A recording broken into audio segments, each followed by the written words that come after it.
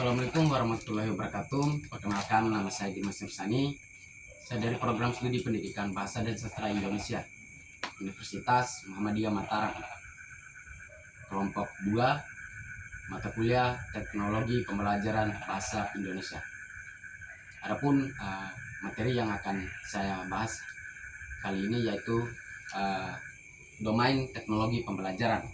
Langsung saja kita ke materinya, yaitu teknologi pembelajaran bukan hanya media tetapi sistem terintegrasi, berperan memfasilitasi pembelajaran agar lebih efektif dan efisien. Association for Educational Communication and Technology (AICT) merumuskan 5 domain utama.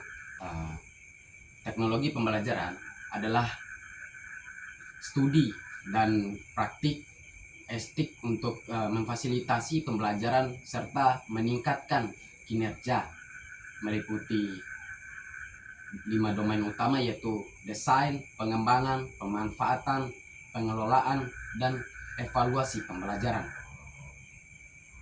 Langsung saja perkenalkan, nama saya Dea Putri Ananda. Di sini saya sebagai pemateri kedua, di mana saya ingin memaparkan presentasi saya yang berjudul 5 domain teknologi pembelajaran. Di sini saya sebagai pemateri kedua akan memaparkan 3 domain teknologi pembelajaran, di mana ada desain. Di mana pada tahap desain, fokus utamanya adalah merancang strategi pembelajaran yang tepat agar tujuan pembelajaran dapat tercapai secara efektif.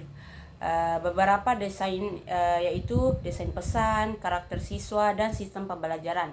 Contohnya menyusun RPP digital, storyboard media pembelajaran. Yang kedua ada pengembangan.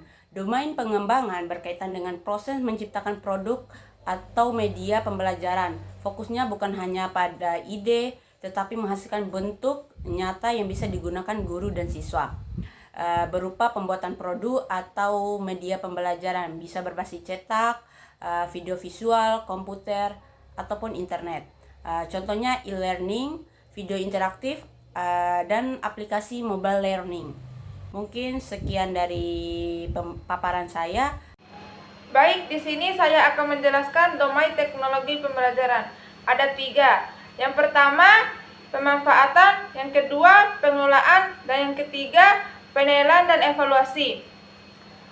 Pemanfaatan, implementasi media dan sumber belajar. Maksudnya, menggunakan berbagai media dan sumber belajar dalam proses pembelajaran, seperti video, modul, atau aplikasi lainnya.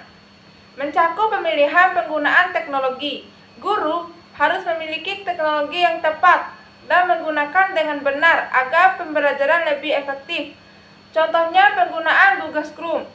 Ini adalah contoh yang dimanfaatkan untuk membantu proses pembelajaran, baik untuk mengiringi materi, mengumpulkan tugas, maupun berkomunikasi.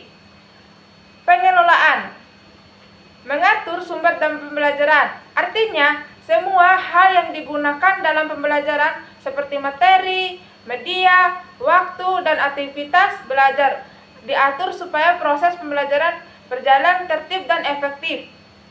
Mencakup manajemen proyek, sistem, dan sumber belajar. Maksudnya, pengelolaan tidak hanya mengatur media saja, tetapi juga mengatur seluruh sistem pembelajaran, proses atau kegiatan belajar, serta sumber belajar yang digunakan.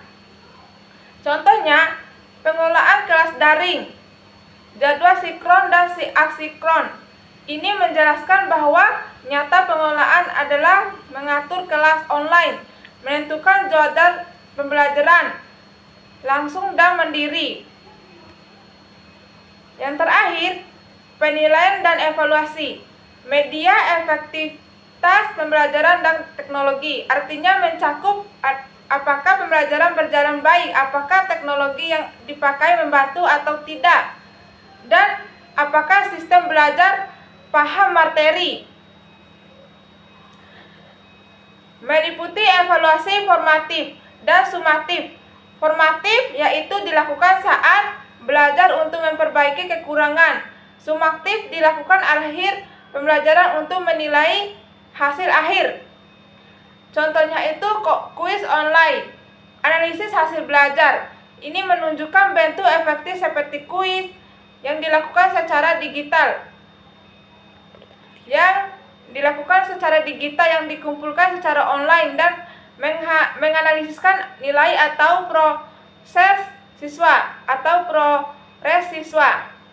Nah, sekian dari saya. Nah, adapun kesimpulan dari materi yang saya bahas barusan, yaitu teknologi pembelajaran adalah sistem terintegrasi, bukan sekedar media, terdiri atas 5 domain utama, yaitu desain, pengembangan, pemanfaatan, pengelolaan, penilaian, dan evaluasi. Setiap domain saling berkaitan untuk menciptakan pembelajaran yang efektif, efisien, dan berpusat pada peserta didik. Di era digital, penerapan domain ini mendukung pembelajaran yang interaktif, inovatif, dan sesuai kebutuhan zaman.